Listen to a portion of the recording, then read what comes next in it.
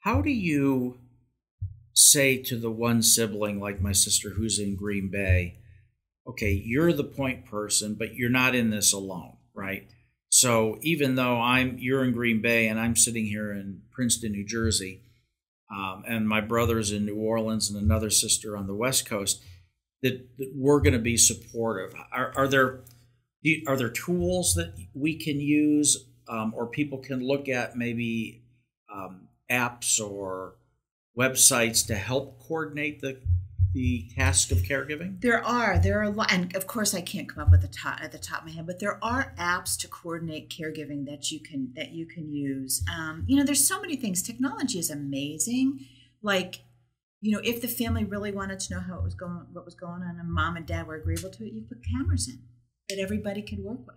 Yeah. You got assistive devices like Alexa and Google Home that now have screens that you can drop in and actually see what's going on. Yeah. So if people are feeling disconnected and your parents have the wherewithal to do that and agreeable, there are things like that. And really, once we're done with our weekly call, then an app is something that I would suggest to people. And I can't remember off the top of my head, but yeah. And part of it is, understanding that as the point person, you don't have to be responsible. And this also gets to, I'm going to backtrack for a minute in terms of a dynamic with my mom, right? This also gets to making sure that the one sister who's the point person both asks and says yes to help from the siblings. And sometimes, app or not, if they're not doing that, that's a problem. Yeah. And so sometimes it's control. Sometimes it's I would do it differently. Sometimes it's whatever, So is the asking part or the saying yes and accepting the help the harder part? Or are they equal? I think they're equal. Yeah. And let me tell you, because your mom and dad are the age of my mom, it's more them that is difficult. They'll accept it from family because that's what family does, but it's harder sometimes from outsiders. So when my dad was in the hospital for those 2 weeks, and I didn't know if he was going to come home, I come walking through the house and I hear my mom on the phone with my aunt, and I hear her say, "Oh no, we don't need help." I'm like, "Give me that phone." yeah. Where's the reinforcements? Yeah, give me that phone. And so, I had a conversation with my Aunt Pat and said, Aunt Pat, when it's hard, mom's overwhelmed. If she tells you what's going on with dad, if you could call the other brothers and sisters, that's helpful to me. Yeah. Right. So what I learned in that process is a couple of things. One of which is, especially in a crisis, people always say to you, "What can I do to help?" Be ready. Be ready with an answer, and a very specific kind of answer.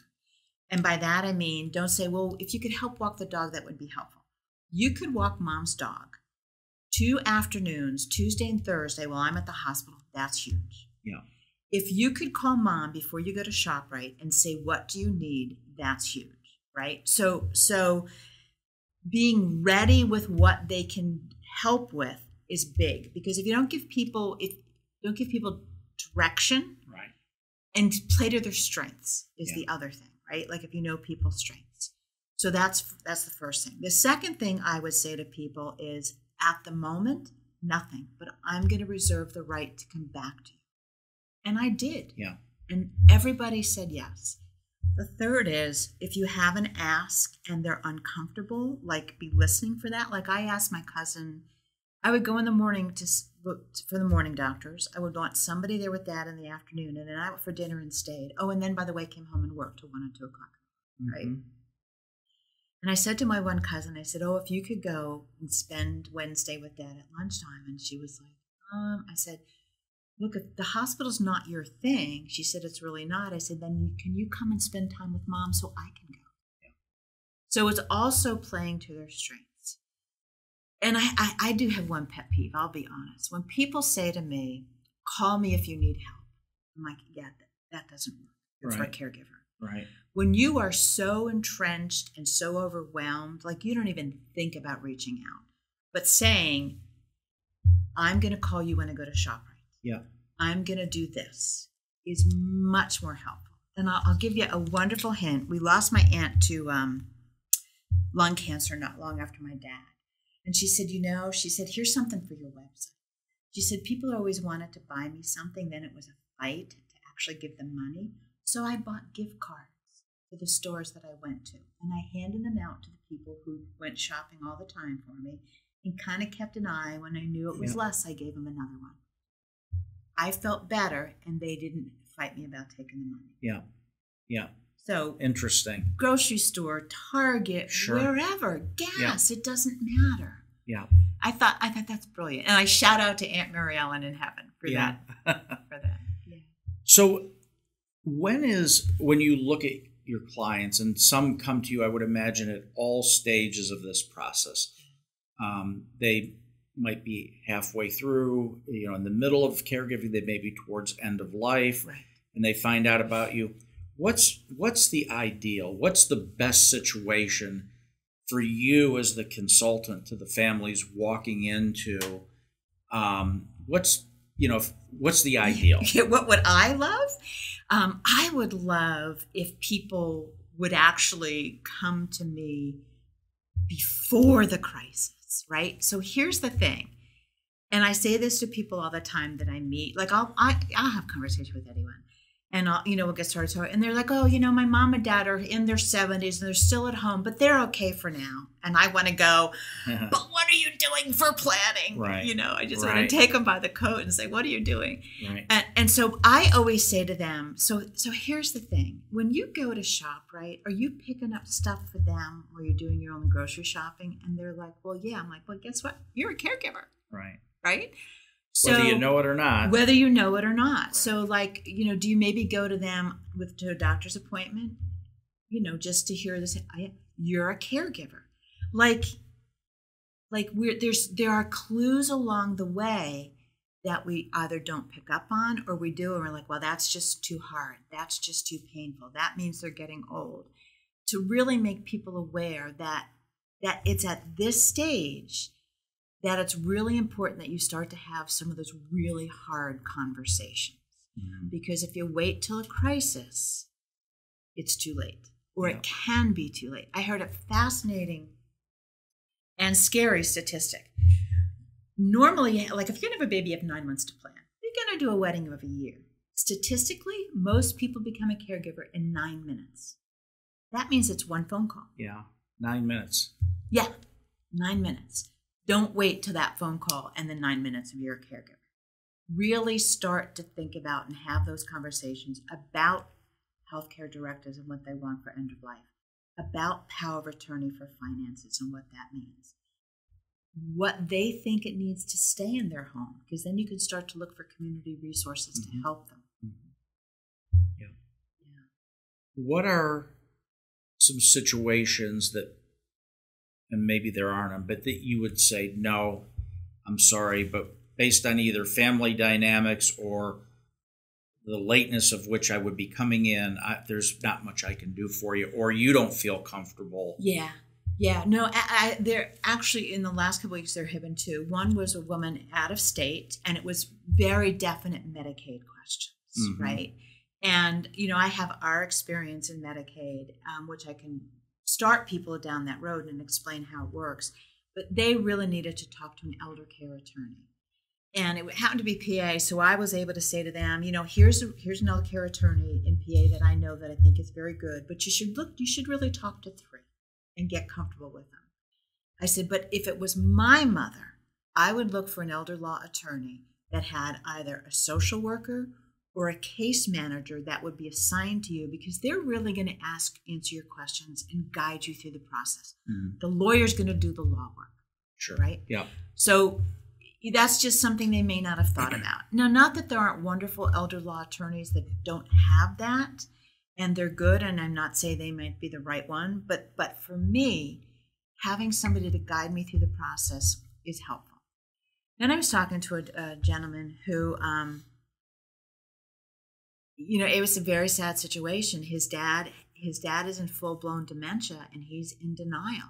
He's determined to keep them in their home, and no matter what I said to him about things to think about, it was like a no. And I'm like, I can't help you. The father is Father's in full late dementia. stage, yeah. The mother is still home and caregiving, and he's with them and caregiving. But the things he really needed to do and think about, he kept saying, well, no, that's not going to work for these reasons. I'm like, if you are unwilling to even entertain some of the things that you need to do, then I can't help you. Yeah. And that's why there's that half-hour call. You know, it's kind of like, do the personalities fit? Are you open to what needs to happen? So the half-hour call is just an assessment of whether or not there could be a working relationship here. Yeah. And then if both parties determine, yes, this sounds good and the chemistry is there, then you we'll go in for the 3 hours and you'll sit down and start doing your data gathering, fact gathering, and then you'll go back with a plan or recommendations for connecting them with local or other services, and then you'll stay and kind of oversee as you give them the tools. It's right, it's that saying, you know, teach a person to fish and they eat for a lifetime. You give them a fish and they eat one time. Right. So you're giving them the tools to be the best caregiver they can be for the certain circumstances they find themselves in, and then you're kind of overseeing the progress and managing, if you will, all of that. Yeah, if sometimes they say, okay, we're done, we're going to run with that, and I'm like, come back to me, and sometimes they're like, okay, we need more help, and that's when we'll do a contract for it could be hourly. There's, you know, if you for 10 hours, I'll give you a discount, you know, and it's an interesting, you know, I don't like to do a lot of hours because it's hard to tell. Like sometimes you think you're done and there's a crisis and things change and you move on. But one of the things is like from my own caregiving experience, like, you know, I'll say to my client, I feel like we're done. Are you good with that? Or do you think we need to continue? And sometimes they're like, no, let's do a little bit more to really feel steady. And sometimes like, no, we're done and we'll come back to you if you need to. You know, I'm all about it, education and empowering. All about that. Yeah. So if you don't mind, at the end of that 3-hour call, there's a lot of times that I'll say, okay, I want you to feel comfortable with me. If you will share your email, I'm going to send you links to specific articles on my website, and I want you to read them. And if you feel comfortable with who I am, because that's a very good representation of who I am, then call or email me and we'll go forward. Yeah. So what about government agencies where people might be going for, you know, all of a sudden they're a caregiver and they're overwhelmed, or maybe they're, you know, some caregivers spend an awful lot of time at the hospital. And so the medical team, right, their medical care team sees firsthand what might be going on, or happens to notice, gosh, you know, I'm wondering if they're really bathing enough, you know. Right. I mean, do you work with those kinds of, whether they're hospitals or to help and, you know, get to people earlier or sooner? You know, I really don't. That is much more of an aging life care specialist or geriatric care manager who will go in and work with the hospitals like that. I really focus on the caregiver. And there might be a situation that I would say to someone, okay, I really think you need to be working with someone at this level. I've gotten you as far as I can. Here are 3 life care managers, and you know, I interview them and I can introduce you to them and go for it. I don't have a lot of medical background, so I'm hesitant of overstepping. I want to be fair to the client and their loved one and the medical team and me. So if I feel like I'm not the right person, I'm going to pass you off. Now, where can somebody find you? So they can find me on the website. When you go out there, you know, there's an ad that they can click on. So what the website is what? The website is www.advocateformomanddad.com, and it's all one word. Okay. It's all one word. That's where they can find me. It's a description of what I do. They can fill out a contact sheet, and I'll call them. You know, that's really, and then through networking, through the people that I know. But the website, if you don't know me, the website is the best place to find me. Just click on the banner ad and send me a contact, and I'll get back to you. Let's shift gears for a minute. Sure. You mentioned to me early in our discussion the 6 stages of caregiving. Yeah. Okay, so I'm embarrassed to say I don't officially know what the 6 stages of caregiving are.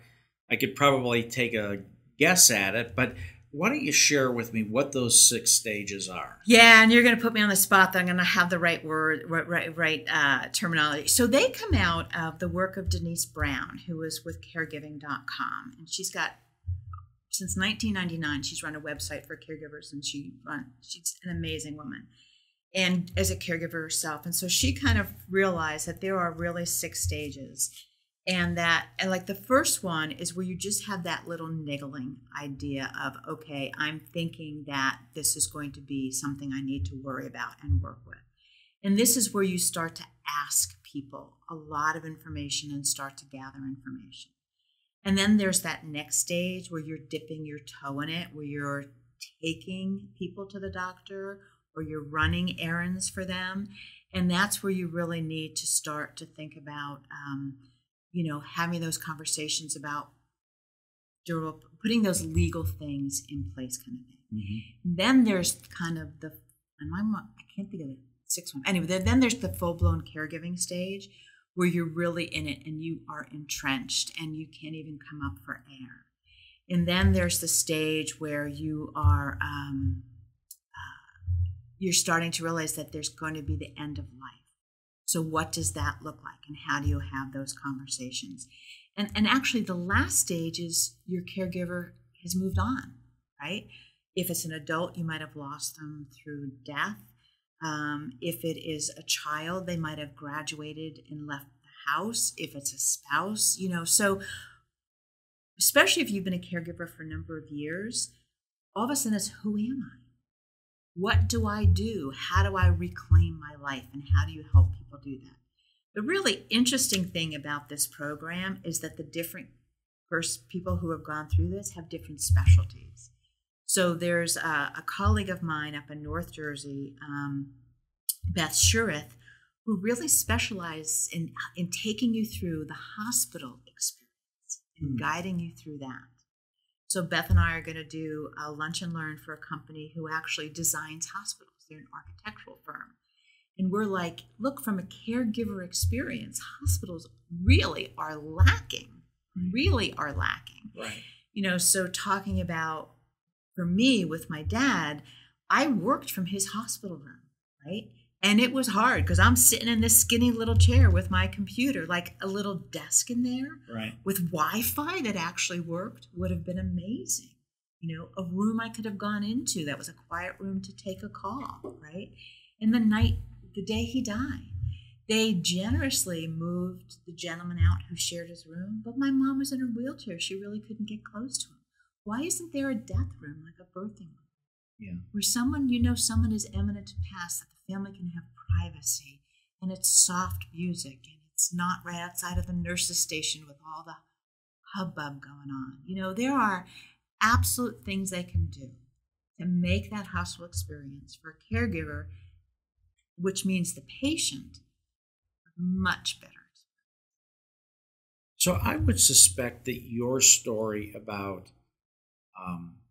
here I was, all of a sudden, Dad passes on, I take over the role as caregiver, I can't keep my billable hours up, and I'm let go.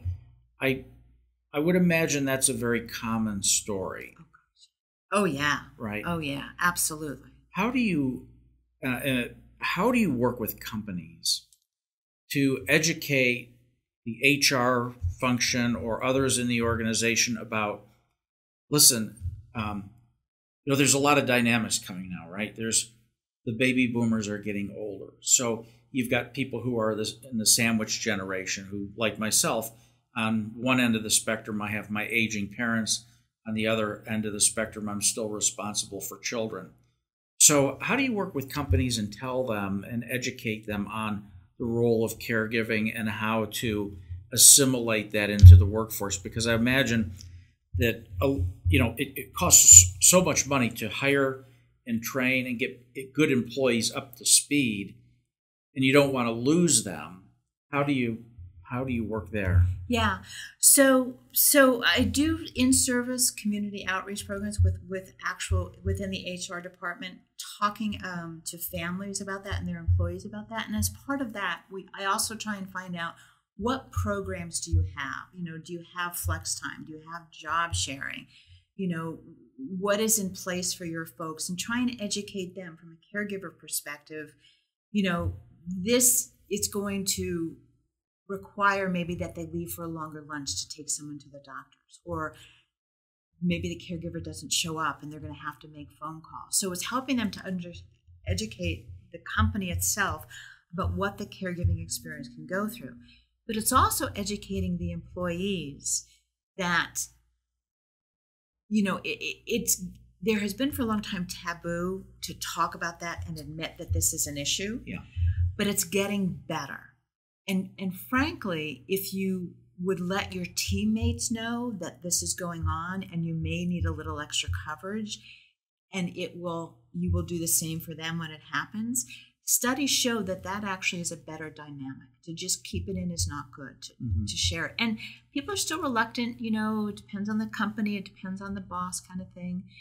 But there are some really interesting employee assistance programs that companies are putting in place. For example, there's an organization called Torchlight, a company called Torchlight, and they actually have a built-in to the AEP program that has things for both children and adult children who are caring for aging parents that can be something that they can go out to as a resource. So companies are starting to look at that more and more. It's still an uphill battle. It really is. I think as executives age and see it, they will be more open to it, right, because they are in it now. I think you're right. And it's getting better, but I think part of it is helping the employee to understand you need to reach out and let people know. And the government plays a role in this as well, quite frankly. They really do. I mean, if the government actually had to make up the difference in caregiving dollars for the unpaid family caregivers that are out there, we would be bankrupt. Yeah. The numbers are astronomical. You're right. We would be. So it's coming, things are bubbling up. There's things like, Congress just passed in 2019 the Chronic Care Act, which basically is allowing Medicaid to pay for meals and transportation for caregiving, which they never did before. And they're looking at adding other things to that. In 2019, CMS is for the first time for Medicare, looking at maybe giving some dollars to caregiving dollars. So, there are things that are bubbling to the top, but it's going to take a while. It's going to really take a while. How do you address, or what do you tell a caregiver? You hit on this a little bit.